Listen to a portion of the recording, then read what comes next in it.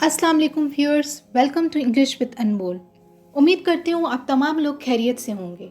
In today's lecture we gonna cover lesson number 3 of introduction to literature, that is literature in general. The very first topic that we gonna discuss is literature as fine arts. Literature को fine arts माना जाता है। अब fine arts क्या होता है? The works that have imaginative, aesthetic and intellectual quality. वो works जिनके अंदर इमेजिनेशन हो, वो आपको प्लेजर प्रोवाइड करते हो और उनके अंदर कोई ना कोई कॉन्सेप्चुअल या फिर इंटेलेक्चुअल क्वालिटी हो, उनको कहा जाता है fine arts.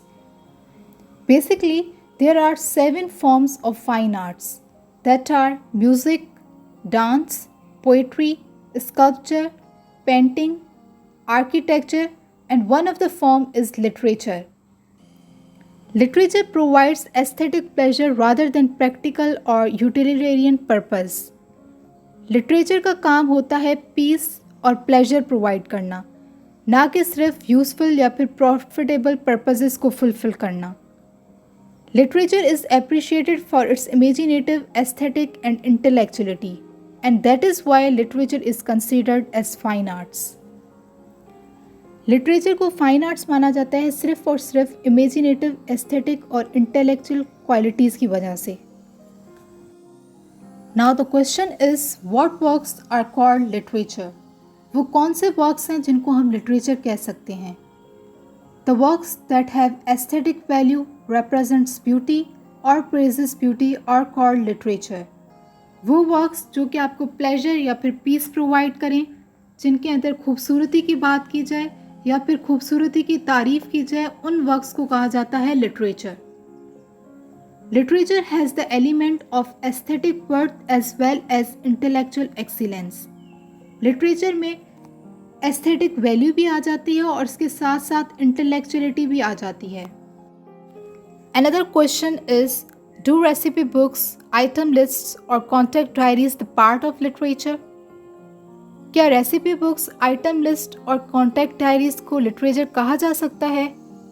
The answer is no, क्योंकि इन तमाम राइटिंग्स के पास ना तो एस्थेटिक वर्थ है ना ही इंटेलेक्चुअल एक्सीलेंस.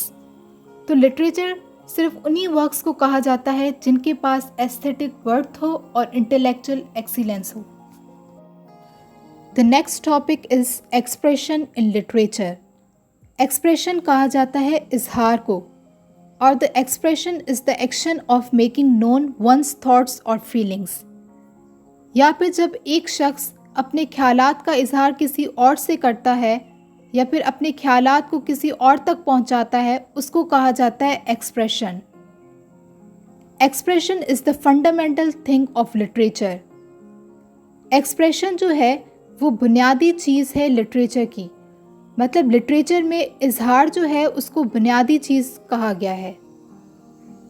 अब क्वेश्चन ये बनता है, what type of expression. Literature के अंदर किस तरह का एक्सप्रेशन दिया जाता है? Literature expresses the author's experience of life. Literature के अंदर एक राइटर या फिर ऑथर का लाइफ एक्सपीरियंस बताया जाता है. ऑथर अपने ही किसी लाइफ के एक्सपीरियंस को बताता है.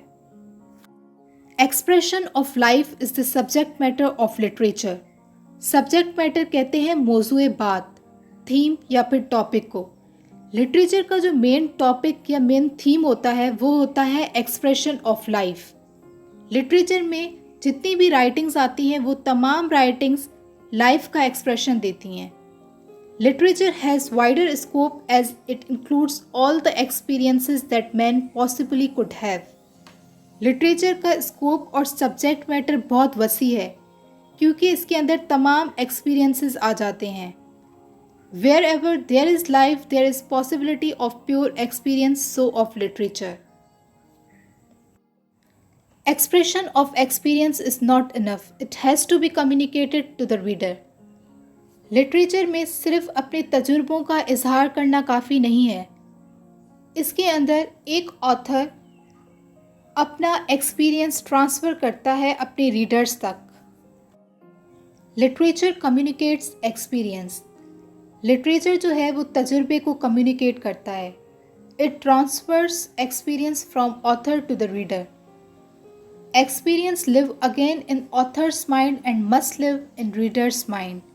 जब एक राइटर लिखने बैठता है तो वो उसके माइंड में वही तजुर्बा फिर से ज़िंदा हो जाता है, और जब एक रीडर उस ऑथर के वर्क को पढ़ता है तो वही तजुर्बा उसके माइंड में भी ज़िंदा होता है। एक्सपीरियंस इज़ गेन्ड और टेकन फ्रॉम लिटरेचर। जब एक रीडर लिटरेचर पढ़ता है तो उसमें से उसको कोई ना कोई तजुर्बा हासिल होता है।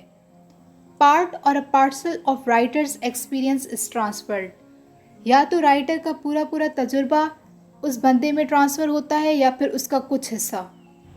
Writers share expression by power of imagination.